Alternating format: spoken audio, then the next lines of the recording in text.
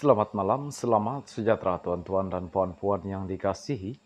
Kemungkinan gelombang hijau landa Pulau Pinang dalam PRN. Kemenangan besar PN di Padang Serai membangkitkan kebimbangan pada PH Pulau Pinang yang terletak bersebelahan terhadap gelombang hijau yang tidak menunjukkan petanda akan mereda. Ketua Menteri Pulau Pinang, Chow Kon Yeow, meramalkan PH boleh hilang 6 atau 7 kerusi dalam pilihan raya negeri PRN akan datang, berdasarkan trend yang dilihat dalam PRU 15. Walaupun ini tidak menjejaskan penguasaan PH di Pulau Pinang, Chow dilaporkan berkata pengaruh gabungan itu di negeri itu tidak akan menjadi sekuat dulu. Pada PRU 15, PN menang 14 daripada 15 kerusi parlimen di Kedah. Di Pulau Pinang, dua kubu kuat BN yaitu Kepala Batas Tasik Galur juga dirampas gabungan itu. Namun kekalahan paling mengejutkan adalah di Permatampau apabila Nurul Iza Anwar tewas di tangan calon PN, Fawah Muhammad Jan. Kerusi itu dipegang keluarga Anwar sejak 1982.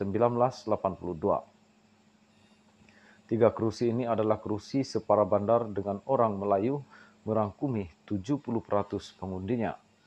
Jika tren semasa berterusan, tidak mustahil PN akan menang di kerusi-kerusi majoriti Melayu dalam PRN akan datang. Daftar pemilih Suruhanjaya Pilihan Raya SPR setakat September lalu menunjukkan 26 daripada 40 kerusi DUN di Pulau Pinang adalah kerusi campuran di mana Melayu bukan majoriti pengundi, manakala 14 kerusi lagi memiliki sekurang-kurangnya 60% pengundi Melayu. Daripada 14 DUN tersebut, 11 terletak di seberang perai. Dua wakil rakyat Pulau Pinang menggesa PH negeri itu untuk lebih agresif dan giat dalam meningkatkan strategi propaganda dan komunikasi bagi melawan statement kaum dan agama yang dibangkitkan PN. Ahli Parlimen Balik Pulau Muhammad Baktir Wance mendakwa PN cuba menakut-nakutkan orang Melayu dengan dakwaan golongan anti-Melayu, anti-Islam dan malah komunis akan mengawal Malaysia. Ini propaganda mereka jika Anda dengar ceramah pengurusi PN Mahyudin Yassin, Presiden PAS Abdul Hadi Awang dan Menteri Besar Kedah Muhammad Sanusi Matnor, tiada apa selain mencetuskan ketakutan, katanya yang juga timbalan pengurusi PKR Pulau Pinang kepada Malaysia kini. Oleh itu, Baktiar menegaskan PH perlu menambah baik strategi komunikasi, terutama di platform seperti TikTok untuk melawan naratif yang dibawa PN. Ketika saya masuk ke kampung semasa kempen, saya lihat golongan muda sentiasa menonton video TikTok di telefon mereka. Kita perlu kerja keras dalam hal ini. Tentulah kita tak boleh haramkan TikTok, tetapi kita perlu mengawal kandungan di dalamnya, terutama yang menyebarkan fitnah dan tuduhan palsu, katanya lagi. Beberapa hari lalu, Menteri Komunikasi dan Digital Fahmi Fazil berkata dia sedang melihat langkah untuk mengukuhkan undang-undang sedia ada bagi menambah baik kawalan terhadap kandungan media sosial yang provokatif dan ekstrem. Namun pada masa yang sama, tidak menjejaskan prinsip kebebasan bersuara. Katanya ketika pertemuan dengan wakil TikTok, ditunjukkan data tentang berapa banyak video provokasi yang dipadam secara otomatik oleh sistem media sosial tersebut ketika ada selepas PRU 15.